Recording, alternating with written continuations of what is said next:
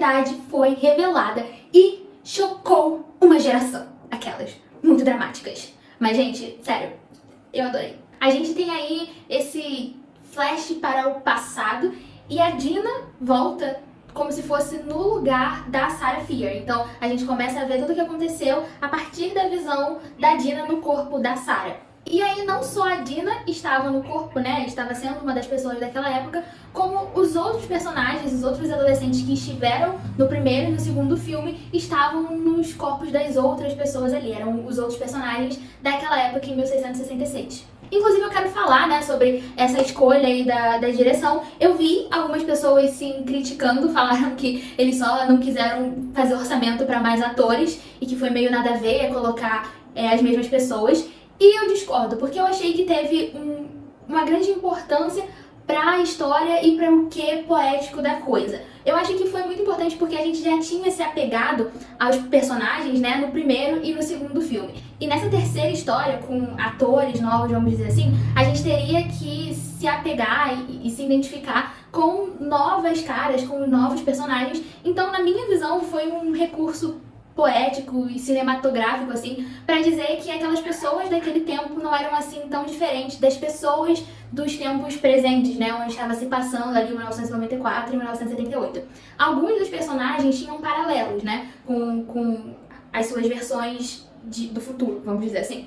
Como, por exemplo, a Zig, eu vi um certo paralelo, a Kate também, ela também no passado era essa pessoa que era um tanto quanto destemida, queria buscar uma ervinha lá com a bruxa, entendeu? E também eu achei muito importante pro recurso da coisa, já que a Dina estava sendo a Sarah Fier, a Sam era a Hannah e o Josh era o irmão dela. Então eu achei muito importante porque a gente já estava se identificando ali com os personagens e, de alguma forma, isso trouxe essa noção de que às vezes as histórias se repetem, às vezes coisas que eram feitas no passado parecem não tão distantes de ações que as pessoas tomam ainda no presente. Isso pode ser tanto uma similaridade que às vezes é boa, porque a gente tende a colocar os personagens do passado, nesse passado muito passado, em lugares não humanos, mas também pode ser uma coisa ruim quando a gente para pra pensar que certas coisas se perpetuaram.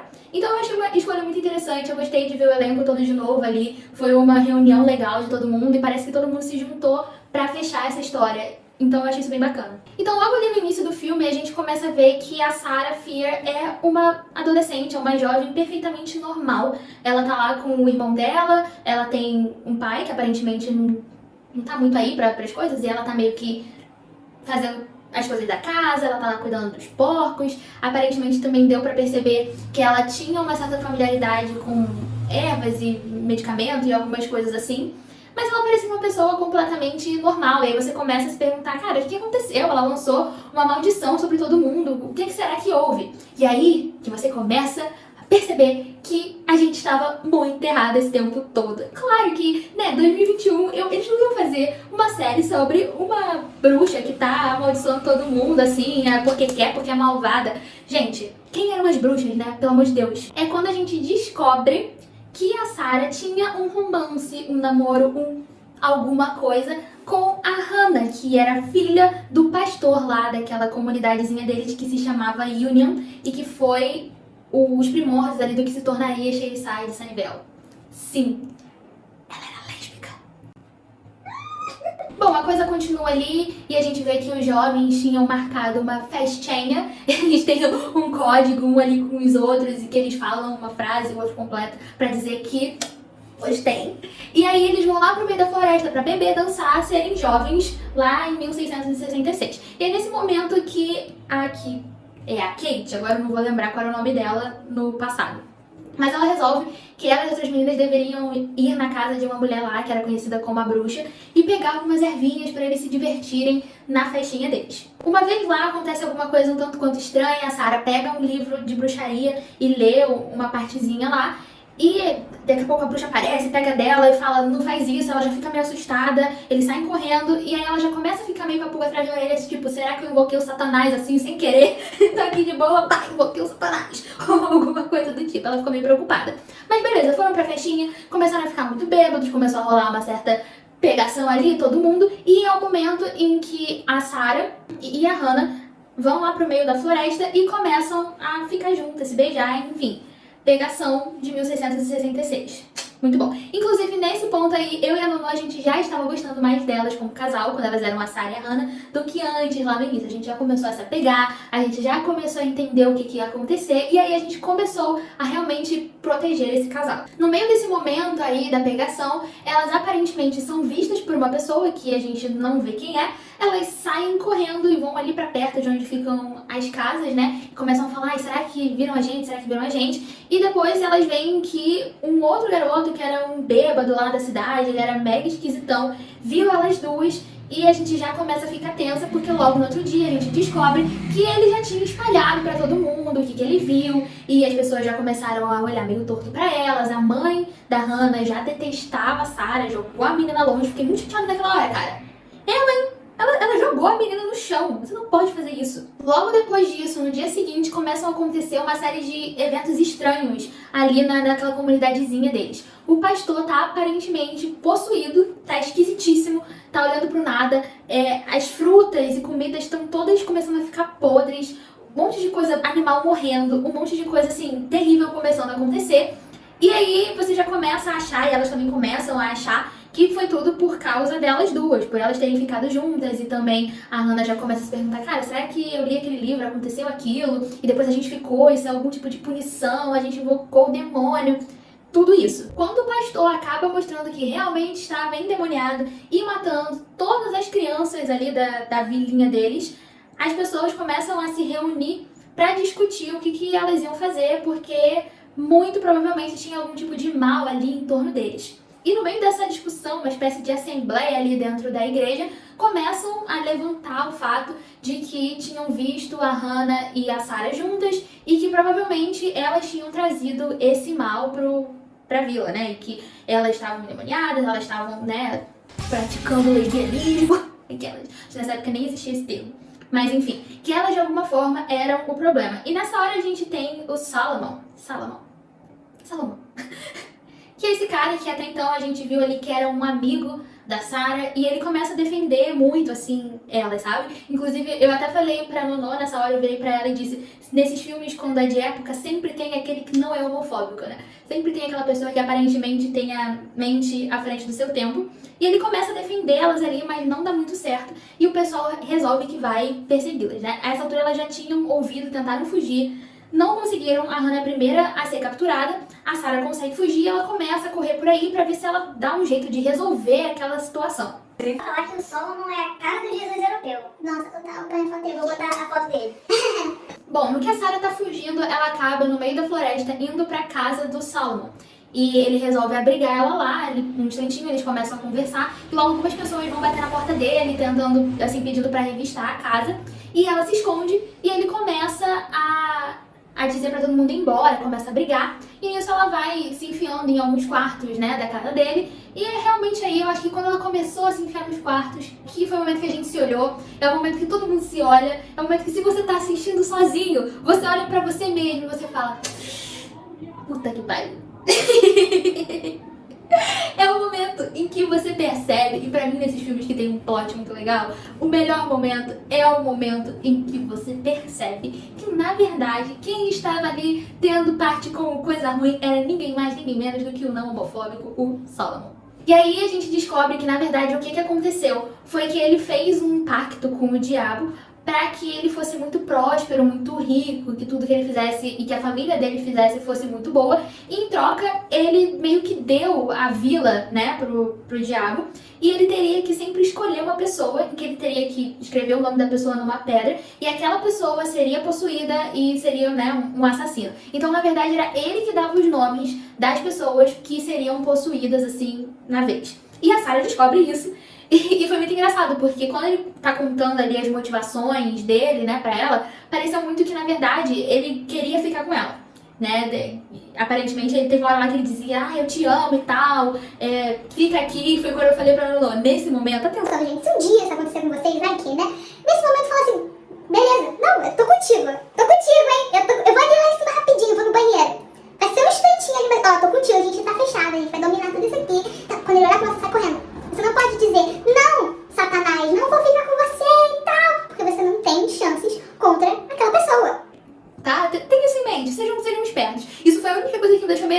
gente tava vindo de uma sequência de personagens que não eram burros pra gente ter esse momento de burrice, mas tinha que acontecer, né? Porque aí dá tudo errado, a Sarah realmente é enforcada, ela acaba confessando tudo pra que a Hannah não seja enforcada, e a gente vê que os amigos, né, da Sarah acabam enterrando ela num lugar diferente, e eles sabem a história dela, e eles todos tiveram uma certa compaixão ali. E aí, quando esse é o momento, né, que a Dina volta dessa espécie de regressão, e ela descobre que, na verdade, quem é o descendente do Solomon é o xerife Good. E ele, assim como o pai dele, o avô dele, todo mundo foram os responsáveis por, durante todos esses anos, passar esse legado. E um passava pro outro essa tarefa, né, de ter pacto com o diabo. E eles escolhiam nomes de pessoas aleatórias, pessoas que eles queriam ser, que fosse a pessoa que seria o assassino da vez, né? Inclusive, esse era o motivo pelo qual o xerife Good era tão próspero, a família dele era tão próspera, e a cidade, né, que eles tinham fundado era tão próspera, enquanto Shadyside estava lá, né, Shady. Bom, tudo dá certo no final, não cabe aqui dizer como, né, eles bolaram um plano que foi muito legal, eles conseguiram matar o xerife, e aí as coisas deram certo, o sol nasceu lá na fazendinha, e aí a gente vai pra opinião sobre esse filme e sobre o resto todo, no geral. Uma coisa que eu já falei aqui, que eu vou reforçar, é que o casal melhorou. Eu achei muito que elas tiveram um desenvolvimento, fez bem pra elas, sabe? Ter mais 2 filmes fez muito bem, e no final das contas, a Sam, quando ela, né, voltou da possessão, ela acabou enfrentando ali a mãe dela e dizendo que ela ia, assim, ficar com a Dina, e a gente fala isso aí e tal, a gente ficou muito feliz, elas tiveram um momento legal lá no meio da floresta, onde estava, né, o corpo da Sarah. Então eu achei que elas tiveram um desenvolvimento legal, e no final das contas foi um casal que melhorou bastante. E também, né, quão legal foi o fato de que quando a gente chega no terceiro filme, a gente viu que, na verdade, a dita bruxa era uma menina que lá em 1676 foi enforcada por ser lésbica e por ser uma pessoa que não era extremamente religiosa, que gostava de medicamentos e essas coisas, e na maioria das vezes, se não todas as vezes, as pessoas que foram enforcadas, as mulheres que foram enforcadas por bruxaria naquela época, eram simplesmente mulheres que aquela sociedade não conseguiu controlar. E às vezes a gente até sente que certos setores da sociedade, se pudessem, ainda fariam isso. Acho que fazem de diversas formas, né? E eu achei muito interessante o filme ter dado essa ênfase que, na verdade, o que aconteceu com ela foi aquilo. E que, na verdade, quem era o culpado de tudo era um homem. E que ela morreu, né, tentando ser livre numa época em que isso era 1000 vezes mais complicado do que hoje em dia, sendo que hoje em dia já é. Então essa abordagem da bruxa, na verdade, ter sido uma menina muito inteligente, uma menina lésbica, uma menina à frente do seu tempo, eu achei super legal, e no final estávamos todos amando Sarah Fier. Ainda que tivesse sido culpa dela sozinha do que aconteceu, eu estaria passando um pano gigantesco se ela tivesse resolvido se vingar da cidade, entendeu? Possuído por um ok, tava certa. Aquelas. Passando o pano pra Sarah Fier, melhor personagem, meu Deus. She's an icon, she's a legend, and she is the moment. Uma coisa que a Lolo pediu pra eu falar, e que talvez mais pessoas devem pensar da mesma forma, é que a gente ficou um pouco curiosa pra saber mais aprofundadamente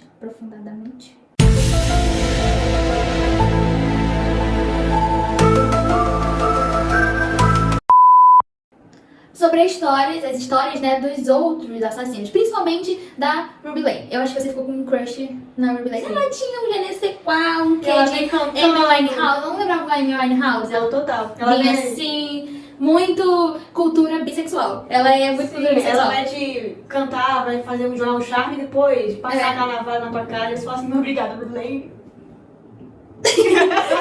Sim, mas a gente realmente queria saber a história dela, e talvez as histórias de alguns dos outros, né, e quem eram as pessoas naquela época que tiveram que lidar com isso, se alguém tentou em algum momento também lutar contra ou fazer alguma coisa, enfim. Eu acho que, na verdade, pelo sucesso que foi, eles ainda vão fazer mais algumas coisas no universo de Fear Street, e a última cena ali, no meio ali dos créditos, também deixou em aberto. Muita gente tá com teorias, né, porque, quem que foi aquela mão que pega o livro no final e tal. Eu não acho que eles realmente premeditaram isso 100%. Eu acho que eles só quiseram realmente deixar uma brecha pra e se, né? Eu acho que às vezes eles fazem isso, sabe?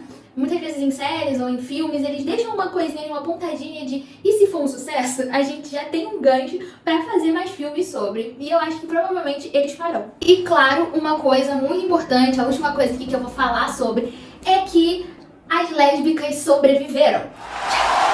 Sim, as lésbicas sobreviveram. E isso, né, às vezes parece um mínimo, quando na verdade não é. A gente tem diversos exemplos em vários casais, vários filmes, várias séries que têm fins muito trágicos. Principalmente, né, a gente tá falando aqui de casais lésbicos, né, casais sáficos, casais gays, ou então personagens transexuais. A gente sempre tem histórias que são muito pesadas, muito trágicas, histórias que as pessoas morrem, uma das pessoas do casal morre, muitas vezes sem um motivo aparente, podia muito ter deixado elas juntas, mas acontece isso. E isso se relaciona muito com um conceito que as pessoas falam muito na internet, que é o bury your gays, ou então enterre os seus gays, que é realmente isso, de esses filmes acabarem fazendo com que a gente goste de algum casal pra depois matar algum deles. E isso tem uma implicação muito grande, assim, no imaginário da população LGBT, e esse tema, inclusive, vai ganhar um vídeo aqui no canal. O fato é que eu achei que essa trilogia foi um ótimo exemplo para representação de personagens LGBTQIA+, em filmes, em séries que são voltados para o grande público, sabe? Porque às vezes a gente tem uns filmes mais cult, aquele que você não acha em lugar nenhum, e aí às vezes até tem um final feliz, ou eles até conseguem fazer a coisa de uma forma bacana, mas que não atinge um público muito amplo. Aqui a gente tá falando de um filme que foi sucesso no Netflix, que é uma plataforma que muitas pessoas hoje em dia têm, que tem uma abrangência, assim, mundial, e a gente teve, né, o casal principal, toda coisa, a motivação do filme inteiro rodava em torno de um casal de duas meninas, de duas mulheres. E aí, um problema que existe é que muitas vezes, quando você quer representar vivências LGBT, você cai em duas ciladas. Uma delas é você colocar como se fosse uma coisa extremamente insuportável. Elas sofrem demais o tempo inteiro por serem LGBT e é aquele sofrimento, aquela coisa desenfreada, mas você acaba fazendo isso e usando a desculpa de que você tá retratando a realidade, porque realmente é difícil. Ou então você cai na outra cilada de criar um mundo, né? Ou até mesmo, acho que se criar um mundo não é nem tão ruim, mas você coloca a coisa no mundo real e você faz como se não fosse um problema, em nenhum momento. Você só tem as pessoas ali, todo mundo aceita muito bem, e esse nunca é o problema, as pessoas nunca sentem as consequências disso. E eu acho que ambas as situações acabam sendo problemáticas em algum momento, sabe? E quando a gente fala de um filme como esse, a gente teve a Sam e a Dina, né? Em 1994, elas tinham um problema no casal que não adivinha só do fato da homofobia, mas a homofobia fazia parte da situação por conta da mãe da Sam. Então, não era só isso. Elas eram mais complexas do que isso, né? Ser lésbicas e bissexuais não era o único traço de personalidade delas, e também não era a única coisa que existia dentro delas como casal que fazia com que as coisas não dessem certo.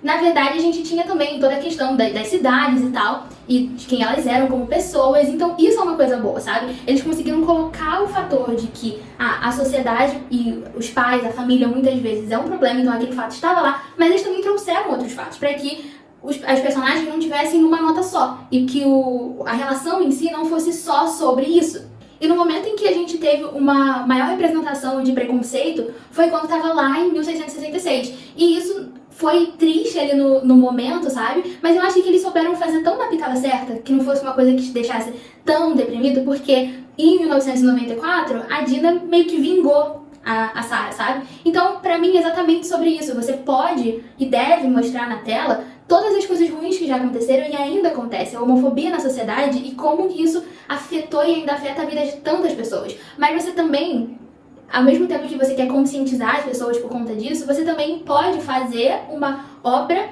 que seja boa para as pessoas da comunidade LGBTQIA+, assistirem também, porque a gente não quer ficar só vendo sobre o sofrimento, que a gente já passa, muitos de nós já têm essa experiência, muitos de nós já têm muitos problemas e a gente não quer sempre que a gente sente pra assistir alguma coisa que nos represente de alguma forma, ser só sobre um sofrimento sem fim. Então eu achei tão legal porque teve esse fator real, teve esse fator que você consegue se identificar, mas no final elas venceram, e às vezes a gente quer vencer, sabe? Então é exatamente sobre isso, e eu acho que os filmes e séries que vão vir a partir de então podem muito se inspirar em Rua do Medo, quando eles quiserem fazer esse tipo de representação que pretende mostrar o mundo real, e pretende alcançar pessoas para além do público LGBTQIA+, mas não tendo só esse papel de, não, a gente vai conscientizar as pessoas sobre a homofobia, sabe? Porque aí se você faz isso, você acaba deixando os telespectadores LGBT de lado e o que a gente quer ver de lado. Então, esse filme foi a prova de que você consegue sim fazer os dois. E muitos pontos positivos por isso. Realmente foi um filme, assim, muito bom. É isso, pessoal. Espero que vocês tenham gostado. Deixem o like aqui nesse vídeo, já se inscrevam no canal. Ainda vem muita coisa boa por aí. O canal tá começando, mas estou cheia de ideias. Se tiver algum filme, alguma série que vocês queiram que eu fale sobre aqui no Opinião Sáfica, podem deixar aqui nos comentários. E é isso. Muito obrigada por terem assistido até aqui. Um beijo e até o próximo vídeo.